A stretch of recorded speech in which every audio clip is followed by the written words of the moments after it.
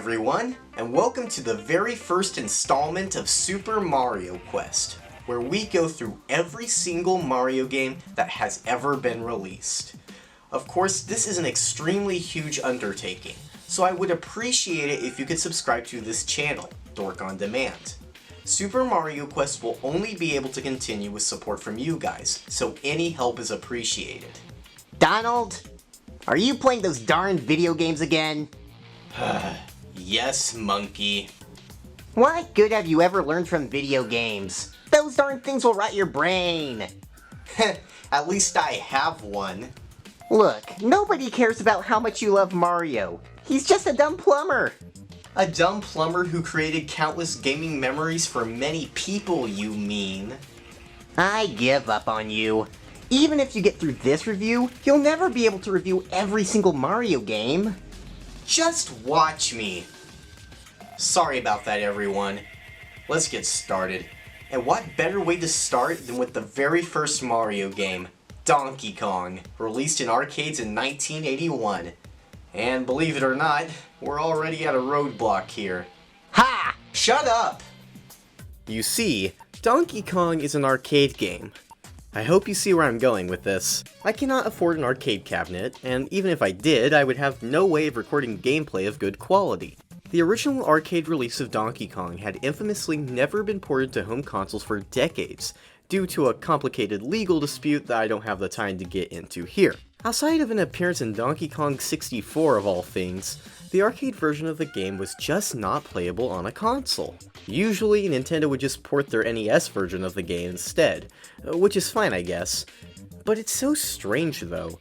The original version of the game that more or less put Nintendo on the map and started not one but two of the most recognizable video game franchises of all time was unable to be played outside of arcades. Thankfully, this seems to not be a problem anymore for whatever reason. The original arcade release of Donkey Kong can now be played on the Nintendo Switch from the Arcade Archive series. Honestly, this is a great way to play the game. Not only can you switch between different versions of the game, I honestly didn't know the arcade version had its own versions, but there are also some extra score-based modes. The controls also feel great on the Switch Pro controller. Anyway, because this is the only legal way to play this version of the game at the present moment, this is how I will be playing it. I ask that you will keep this in mind as I review the arcade version of Donkey Kong. Let's start with some quick development history. Originally, Donkey Kong was going to star Popeye characters, but after Nintendo failed to acquire a license for the characters, director and designer Shigeru Miyamoto came up with 3 new characters as replacements. A carpenter to replace Popeye, a generic damsel in distress to replace Olive Oil, and a giant gorilla to replace Bluto. The carpenter was originally named Jumpman early on before eventually being renamed Mario. The damsel in distress received the name Pauline, and Miyamoto named the gorilla Donkey Kong, which he hoped would suggest to audiences that he was a stupid ape. While Pauline would fade into obscurity until recent years, Mario and Donkey Kong would go on to become 2 of the most iconic video game characters of all time. It's so interesting to think that had Nintendo made a Popeye game like they originally intended, we likely would have not ever have gotten Mario, and gaming as we know it could have been radically different. Donkey Kong went on to be a critical and commercial success. Its legacy is apparent, with both Mario and Donkey Kong starring in their own games today, and by giving Nintendo a bigger presence in the video game industry. While they had already had their Game & Watch systems at this point, which were moderately successful, it was Donkey Kong that truly gave Nintendo their start. Boring. Talk about the stupid game already. Tell them how much you suck at it.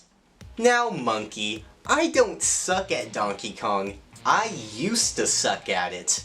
But we'll get to the gameplay in a bit. First, I want to talk about the story and presentation. Story? In a Mario game? Ha! You make me laugh. Look, the story of Donkey Kong may not be the most amazing plot ever told, but it was very important for its time. In fact, Donkey Kong was one of the first video games to have its story play out during the actual gameplay. So the story goes like this. After being abused by his owner Mario, an angry gorilla named Donkey Kong kidnaps his owner's girlfriend Pauline and takes her to the top of a construction site. It is up to Mario to follow Donkey Kong to the top, defeat the raging primate, and rescue Pauline. And that's pretty much it. Again, it is not that deep of a plot, but for video games in 1981, it was something new for a game to even have a plot. It is weird that Mario is depicted as an abusive pet owner though. This seems to have been retconned, with all modern appearances of Mario depicting him as jolly and friendly, but it's still interesting to see him in a negative light nonetheless. Alright, now with the story out of the way, let's get to the game's presentation. 8-bit sprites, while having some charm to them, can sometimes look ugly by today's standards. Thankfully, I cannot say the same for the 8-bit sprite work in Donkey Kong. The developers clearly knew the limitations they had when working on the visuals, and it shows because these sprites were designed with these limitations in mind. Take Mario for example. Miyamoto knew it would be difficult to give Mario hair and a mouth, so instead he gave him a mustache and his now famous red hat. These design choices make Mario look enough like a person, while still fitting within the technical limitations of the time. Each of Mario's animations look great, and appear natural with how his sprite should move. I think Pauline looks even better than Mario. I'm glad that she was given animations of her own, and her cry for help was a nice touch. The star of the show, however, is, of course, Donkey Kong. His sprite is quite large, and his facial expressions give him a silly yet intimidating look. The environments are also fairly colorful, and really pop out of the black background. All in all, I believe the visuals of Donkey Kong hold up really well, even among its arcade competitors of the time. As for the music, it's pretty good overall, but has some issues. For starters, I love the track that plays in the beginning cutscene.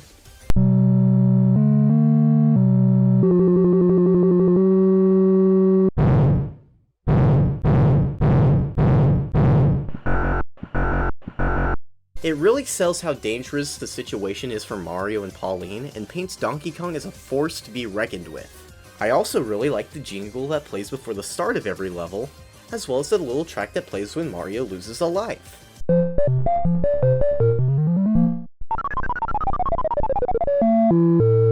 They're nothing crazy, but they add a tiny bit of charm.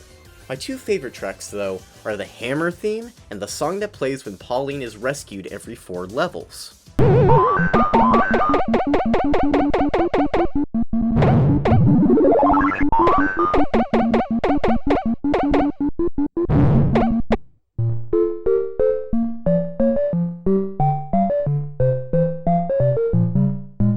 They are both pretty catchy, and are highlights of the game to be sure. It is the tracks during the main levels, however, where problems begin to rise. Out of the 4 levels in the game, only 3 of them have tracks. 25 meters has a decent ditty going for it.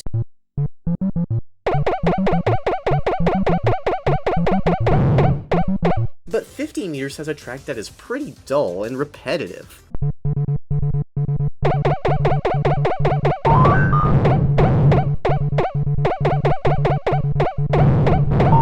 "75 meters is the level that has no music at all.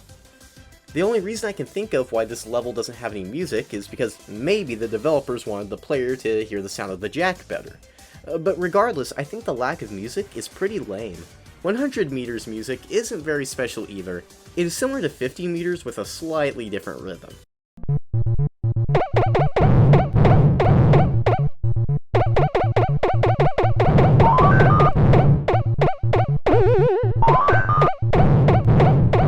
In addition, I'm not a fan of the sound Mario makes when he walks. It is a bit charming, I guess, but it gets very grating really quick. So overall, while all the small jingles in the game are pretty good, the level themes are pretty lacking by comparison. So as you can see, the presentation for Donkey Kong is pretty good, albeit with some audio issues. But what good is the presentation of the game if the gameplay isn't good? So let's talk about the gameplay. Which you suck at. Sucked at. The controls for Donkey Kong are fairly simple. In the original arcade version, you use the joystick to move Mario, and you press the jump button to, well, jump. The Arcade Archives port of Donkey Kong maps movement to the left analog stick and D-pad, and maps jumping to the A and ZL buttons. Personally, I used the analog stick to move and A to jump, and it worked just fine. I was expecting Mario's movement to be more stiff, but honestly, I found controlling him to feel more fluid than I thought it would be. Mario snaps pretty quick in whatever direction you need him to go, which is definitely useful for a game like this. As for jumping, I find that jumping in place feels more natural than jumping forward.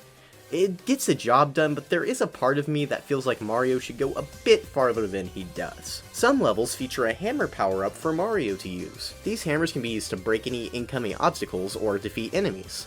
As a trade-off, however, Mario is unable to jump or climb while using it. These hammers should only be used in a pinch or if the player wants to rack up a lot of points. Some levels also feature items belonging to Pauline. Collecting her hat, parasol, or bag will reward extra points as well.